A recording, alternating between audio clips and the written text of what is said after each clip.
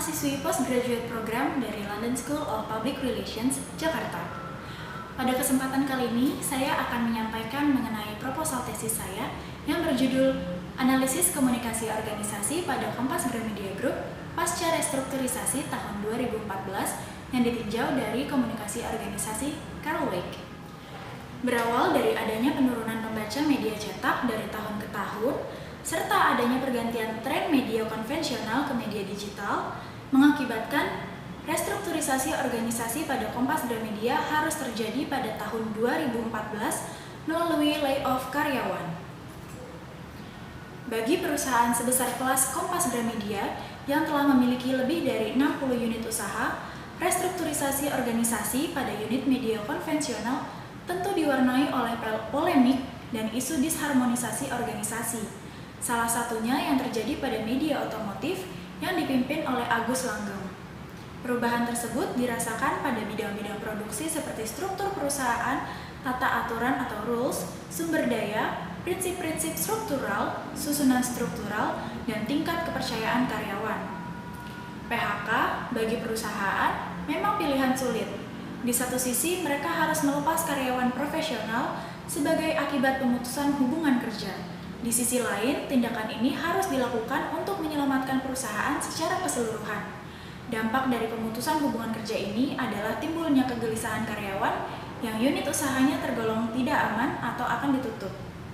Sebagian merasa kondisi ini cepat atau lambat akan menimpa mereka. Para karyawan dilanda penurunan moral dan semangat kerja. Berdasarkan latar belakang tadi, maka rumusan masalah dari penelitian saya ini adalah bagaimana analisis komunikasi internal Kompas Gramedia Group pasca restrukturisasi organisasi tahun 2014 yang ditinjau dari komunikasi organisasi Carl Weick. Sementara itu, tujuan penelitian yang saya buat ini adalah untuk mengetahui bagaimana analisis komunikasi organisasi pada Kompas Gramedia Group setelah proses restrukturisasi organisasi pada tahun 2014 yang ditinjau juga dari komunikasi organisasi Carl Weick. Sementara itu, batasan penelitian ini hanya akan membahas mengenai pemetaan strategi komunikasi organisasi divisi corporate communication. Grafik berikut merupakan data penurunan pembaca media konvensional serta kenaikan pengguna internet ditinjau dari koran, majalah, tabloid, serta internet dari tahun 2008 ke tahun 2010. Sementara di Amerika, peningkatan jumlah pembaca online sudah berlangsung mulai tahun 2010. Berdasarkan survei lembaga riset Pew Internet, warga Amerika berusia 16 tahun ke atas yang membaca buku elektronik pada tahun ini meningkat menjadi 23% dibandingkan dengan 16% pada tahun 2011 lalu.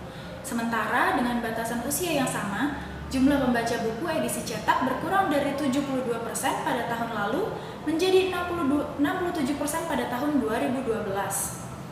Sekarang kita akan masuk ke bab kedua, yaitu landasan teori. Teori yang saya gunakan adalah teori komunikasi organisasi dengan konsep adalah dari teori komunikasi organisasi Carl Weick. Sementara untuk model, saya juga akan menggunakan teori komunikasi organisasi Carl Weick yang menyebutkan adanya proses enactment, selection, dan retention. Untuk kajian teoritis, saya menggunakan komunikasi internal yang membagi komunikasi menjadi komunikasi vertikal, horizontal, dan diagonal. Komunikasi tersebut akan diproses menggunakan teori komunikasi organisasi Carl Weick sehingga akan menghasilkan ecological chain. Teori komunikasi organisasi dikemukakan oleh Carl Weick pada tahun 1995. Weick mengembangkan sebuah pendekatan untuk menggambarkan proses di mana organisasi mengumpulkan, mengelola, dan menggunakan informasi yang mereka terima.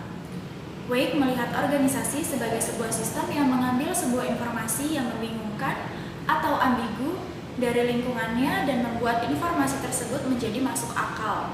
Oleh karenanya, menurut teori informasi organisasi akan berevolusi selama mereka masih berusaha untuk memahami diri mereka dan lingkungannya. Dalam model komunikasi organisasi Carl Weick, ia menyebutkan bahwa ada 3 proses utama dalam pengorganisasian. Yang pertama adalah enactment. Para anggota organisasi menciptakan ulang lingkungan mereka dengan menentukan dan merundingkan makna khusus bagi suatu peristiwa.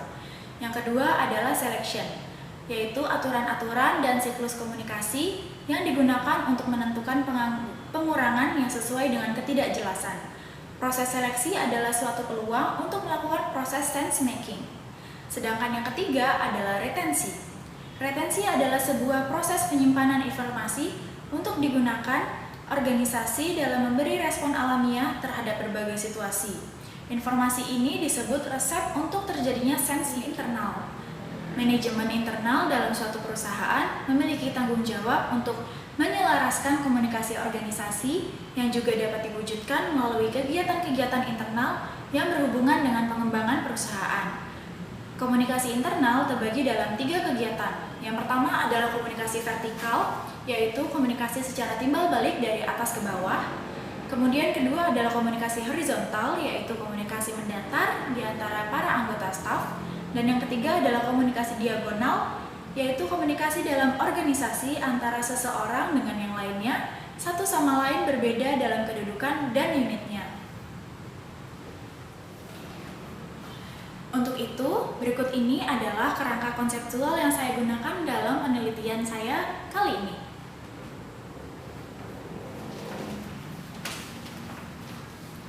Kita masuk ke bab ketiga, yaitu metodologi penelitian. Penelitian ini menggunakan penelitian kualitatif dengan menggunakan model deskriptif dan menggunakan paradigma positivis. Teknik pengumpulan data yang saya gunakan yang pertama adalah sistem wawancara, yang kedua adalah observasi, dan yang ketiga adalah studi pustaka. Pada proses wawancara, yang akan menjadi narasumber dalam penelitian ini adalah manajer internal dari Corporate Communication Kompas Gramedia Group, manajer CHR, staf redaksi di unit yang tidak ditutup, pimpinan unit pada unit-unit yang tidak ditutup, serta staf redaksi pada unit yang ditutup dan dipindah tugaskan ke unit yang lain. Untuk observasi ini dilakukan dengan melakukan pengamatan langsung berupa interaksi dan percakapan tanpa mediator.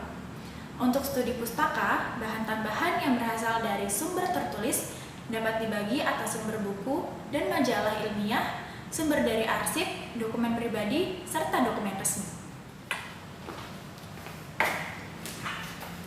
Nah, itu tadi penjelasan mengenai proposal tesis yang akan saya gunakan dalam penelitian kali ini.